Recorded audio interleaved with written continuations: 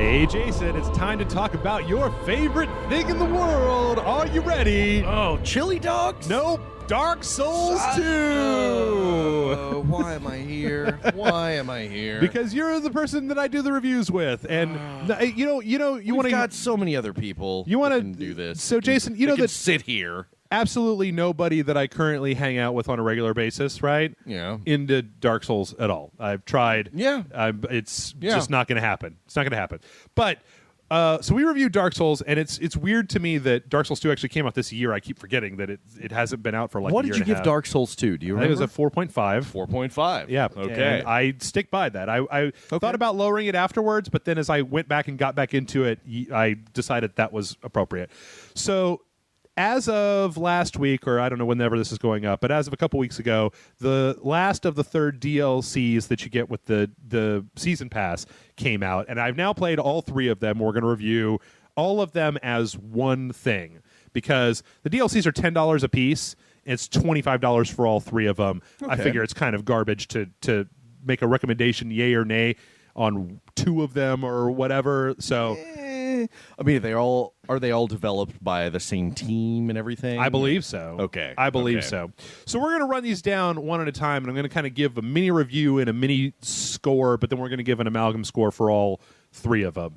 I know I just said it would be stupid to do this, but general thoughts on each one of them. Yeah. All right. So the DLC for Dark Souls 2 is three different stories: Crown of the Sunken King, Crown of the Old Iron King, and Crown of the Ivory King. No Crown Royal? No Crown Royal, I'm afraid. Fuck this. And so each one of these is essentially it breaks off from the main Dark Souls 2 story to kind of have this subsection where in Dark Souls 2 everything that you do kind of is pushing towards beating the main storyline. These are kind of entirely separate areas that are there to augment the story. And it's funny because as a whole, these DLC areas are more clever, more creative, and better put together than most of the areas of Dark Souls 2. Huh. It's interesting in that, okay, so when Dark Souls 2 was being developed, they said there's not going to be any DLC. And, of course, after it came out, they were like, there's totes going to be DLC. But it's interesting in that it seems like either they learned from making Dark Souls 2 or they were holding stuff back and they were lying. Maybe. Like a bunch of lying liars. I don't know. Or probably that one. There were complaints from people and they listened to the complaints and then they tried to incorporate those into moving forward. So, all right, let's get started on this. The first of these is Crown of the Sunken King, and this takes place in an underground city that worships a huge dragon called Shulva. And as you go into this individual place, it was funny, when Aaron and I played this, we completely missed this. It's a really... The Shulva sounds like vulva. No, I don't... The dragon looks like a giant vag. Okay, I don't think we did either one of those jokes either, but... Oh, man. There was a vag dragon in Dark Souls 1. There was totally a vag dragon in Dark Souls 1. But Shulva vulva, come on. Right. So this is this crazy underground city, and kind of the theme here is you've kind of got like a giant kind of Tomb Raider-esque tomb and city, and poison is everywhere. So in the like C.C. DeVille and Bret Michaels, Ricky Rocket. No, not that kind of poison. The other kind that when poison. Like when you eat pizza. The other bad poison. The other bad poison. The other bad poison. So as you come into this area, it's actually really interesting because there's a giant dragon that just comes up and is like, "Hey, bro, what's up?" and then like fucks off. But this area was probably my second favorite of the three DLCs because it has a really good storyline to it that plays out in Dark Souls 2 fashion over the course of going through this area and collecting all of the different lore, and there's all these little secret areas. But one of the coolest things about it is as you go in, there's this city that has all of these giant areas that you can move up and move down by shooting these little pillars. So the whole area changes shape as you go through it. That's kind of cool. Lift stuff up, and it'll create elevators in certain places and put stuff down. And when I first played this, I kind of forgot about Dark Souls 2 because I was like, well, I've got this really high-level character. I'm just going to fucking muscle my balls up in here and kick everybody's ass. Nope. The other thing this DLC really does is that like it wants you, like, not to say that you have to be super high level to go through it, but you can't brute force your way through any of this. You will just take it on the chin and it won't stop. especially in this first one because they just poison. There's just shit to poison the shit out of you every 2 steps.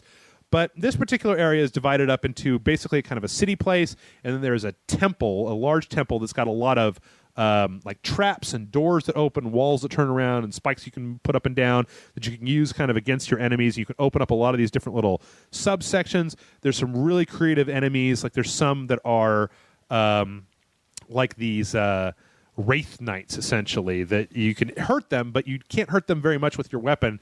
But you can find statues of them, and if you destroy the statue, it'll turn them real, and then you can hurt them for real. So there's all these little sub things that you can do in this area that make it really, really interesting, and it's really got its own flavor because it's all, like I said, underground.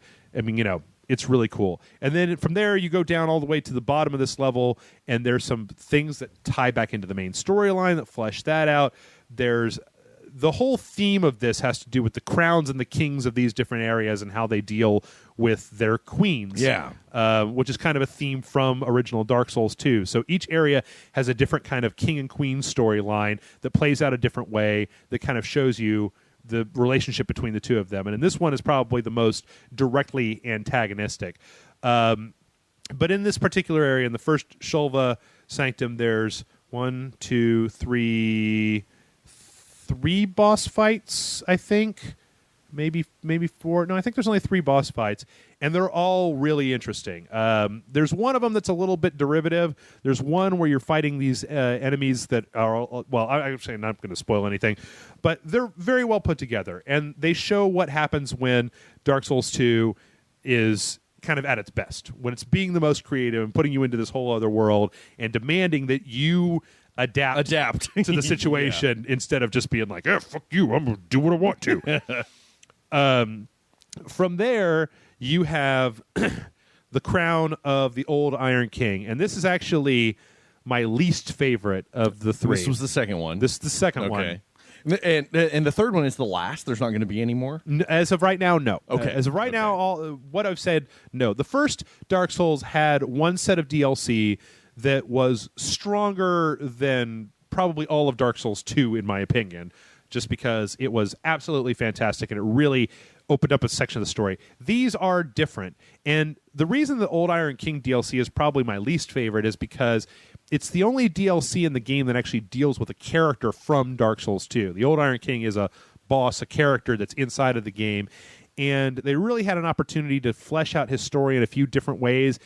And some of it works quite a bit, but some of it just doesn't. Some of it is enemies that have kind of been repeated from the main game. The area that it takes place in is really interesting. It's called Broom Tower, and it's a giant. You get to it by running across this giant chain to this huge tower. And this particular level is very vertically oriented. It's kind of a forge, and so you've got all of these elevators that are moving iron up and down throughout this particular area. Okay. And this one, the general theme of it is ash, is that the whole place is covered in ash. You've got enemies that have ash and a lot of fire to them. And once again, they really outdid themselves with just the overall level design. In fact, this particular DLC for the game is actually really easy to get lost in because of the vertical component of this tower and the way that you're going up and down. It's hard to remember, wait, okay, now did I go to that area over there, or did I take the elevator past that area and then go down to the lower area? If there is one complaint that I have for all 3 of these DLCs, it's that all 3 of them, the general base enemy type that you encounter within the areas is kind of the same. It's kind of these larger, very strong, heavy-hitting enemies. And in the Shulva Sanctum, they're poison-based. And in this one, they're more kind of fire-y. And in the third one, we'll get to that later. But they're not really dramatically different in the way that they attack you. And it's cool that they have so many different other enemies in there because these guys get to be a little repetitive all on their own. Like, once I figured out how to beat the ones in Shulva Sanctum, none of the rest of them through any of the 3 DLCs gave me any problems. Oh, okay. It's like when I started, I had a real problem with them, and then once I figured out the trick to them, no problem for all the rest of them. But in addition to those enemies, this particular DLC has a lot of really clever enemies as well. It's got these wraiths, and it's got a whole section where you have to find these things and destroy these idols. It's got areas that are cursed, so when you go into them, you just start dying a little bit at a time, very, very quickly, and you've got to get in there, solve some shit to turn that off and get out of it. And this is probably also the one that it's easiest to miss a lot of the story for, because there are these idols. Well, I'm not going to get into specifically what they are, but there's a bunch of different things in this particular area that you have to destroy. And when you destroy each one of them, this ethereal voice says one part of kind of the story of this area.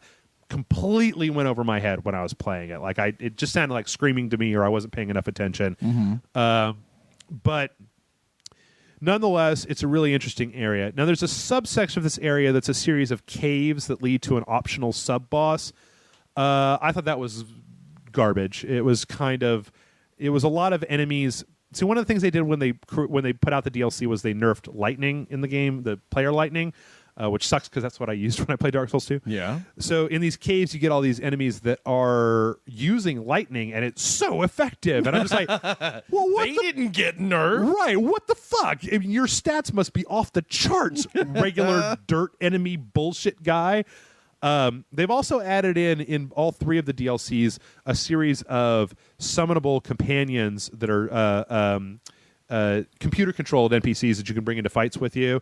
And in this particular area, in these caves, in this section, these companions are worthless. They won't follow you. They'll get hung up attacking an enemy when you're like, we just need to run past this guy. They'll have melee weapons and stand at the side of a cliff where somebody's shooting at them from above and they can't figure out how to get up there. They waste time. I know that From Software is trying to make the computer-controlled computer helpers more realistic, because when you get into somebody's game in Dark Souls, you'll bow or you'll wave to them. So they make the DLC or the computer controlled characters do like a little bow to you or a wave or whatever, like they're real characters. Well, all this means is that I summon them and then go running, and then they come out of the ground and they spend a minute waving at me, or they'll run to where I am and then drop down and then take a minute to wave at me. And I'm like, hey, I'm fighting 4 guys. hey, how's it going? Right. Like, stop fucking waving at me. Also, as near as I can tell, the Crown of the Old Iron King is the only DLC that copies and pastes a boss from the main game. It just does a little bit of change to the way that boss works, to the point where it, in a lot of cases for me, it kind of breaks the mythology, because that boss in the other game had a specific sub-story, and it doesn't make any sense for there to be fucking 2 of them. Yeah. Fortunately, that's all optional. You don't have to do it. The main storyline leads you into the main boss that's protected, because each one at the end of each area is a crown, and the main boss for the Crown of the Old Iron King is kind of a bitch, because he's in an arena that is surrounded by these things that will kind of make him invincible unless you go seek him out and destroy him and stuff. Yeah. As a boss, he was a little bit difficult, but pretty cool. Then the third boss in that particular area is a character that I can say I really had no interest in seeing for any reason, and the fight was one where I ended up bringing people with me who were really good at it, so before I could even get any licks in, he was kind of almost already dead, because these people were just super good at the game. But it also takes place in an area where you have a limited amount of time to get from the beginning of the area to the boss, so it's always kind of rush, go, go. That stuff didn't really do all that much for me. So the second DLC was probably the weakest of all 3 of them. On the other hand, the third DLC, the one that came out last week, is probably the best of all 3 of them. Oh, good. And a head and shoulders above, I'd say a good 60 to 70% of the areas in actual Dark Souls 2. So Crown of the Ivory King takes place in a biome that I haven't seen in a Dark Souls game yet, which is ice. You walk into this castle that in the beginning there's this frozen wind blowing, and all of the enemies are frozen, and they'll throw icicles and shit at you that'll hurt you. There are several sets of enemies in this area that can't be backstabbed or that have very interesting attack profiles, But the coolest thing is that this whole DLC takes place in a giant castle that was built like way away from the general place that you are in Dark Souls 2. And you go all the fuck over this place. You go up it, down in the basement. You're unlocking doors that cut back, that switch back this way, that way, over this way, over this way. There's a whole area that you go, like, to even get to the first boss, you have to go through this one area that you go through about 3 or 4 times and get an item just so that you can see the first boss, because he's invisible and will just fucking murder you. Wow. From there, you get in touch with the queen of the area, who talks to you about what's going on and how this place has fallen into the decay that it is. And you go around and you kind of do your standard Dark Souls thing of opening up things, and there's a clear set of objectives. That's one of the things I really like about this one. And no, the Ivory King one more than either of the other two, where you walk in and an ethereal voice tells you, first off, don't come the fuck in here. And you have 2 options, and the first one is go to this boss that's invisible. You go, well, I better go in that direction because there's probably something to make this boss not invisible anymore. And then from there, you end up in an area where you get very clear instructions about what you're supposed to do to get to the end of this area. And I like that, because a lot of times Dark Souls 2 is too ambiguous for its own good. The main storyline in Dark Souls 2 does not really start to take shape or become clear until almost after you beat the game, and then you start thinking back to everything that happened, and you're able to put it together. Whereas Crown of the Ivory King has a very clear hook that puts you through. It does some very interesting things with enemies. There's one enemy type in here where in Dark Souls 1 there was a specific type of enemy that was a serious pain in the ass that shows up in Dark Souls 2, and they've nerfed him. He's bullshit. And they've got these enemies in here that are like those enemies in Dark Souls 1, except twice as hard and all fucked up.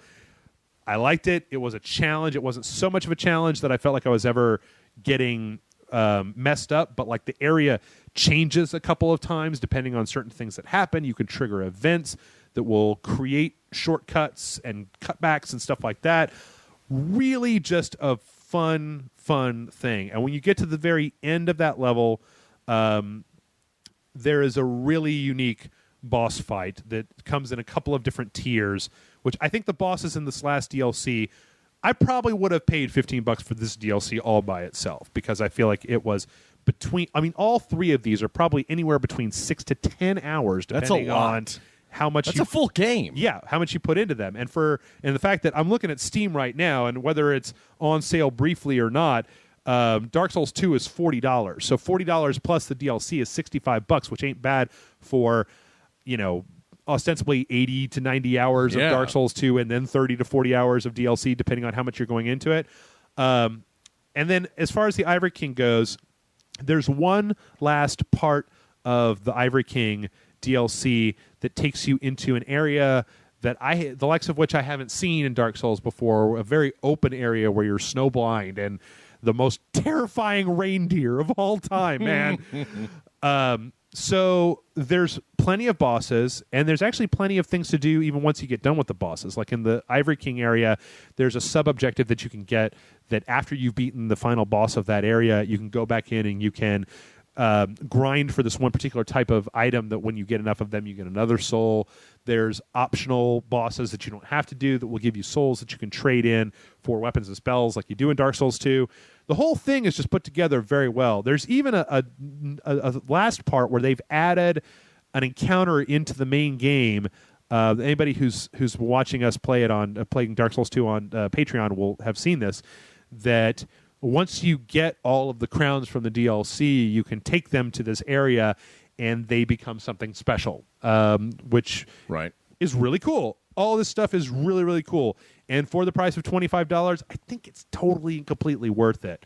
There's plenty of replayability here, and there's a lot of different ways to kind of go at these different areas. And it really enhances the overall Dark Souls thing. It adds another... each of the 3 areas has between 5 and 7 different checkpoint bonfires in it, I believe. So it adds a pretty decent amount of content to the existing games. It sounds like if you're getting these 3 DLCs that you are almost doubling what's in Dark Souls 2. Yeah, it's a hell of a value proposition. It's not by any stretch of the imagination cosmetic. A lot of the items that you pick up have, because you know that in Dark Souls 2, the item descriptions are how you get a lot of the story for Dark Souls 2. But this actually enhances, just like the Dark Souls 1 DLC did, but this enhances the story and a lot of the individual lore parts of Dark Souls. It gives you some really interesting new weapons, some really interesting new armor sets, some interesting new items that you can only get in the DLC that enhance your character in a bunch of different ways.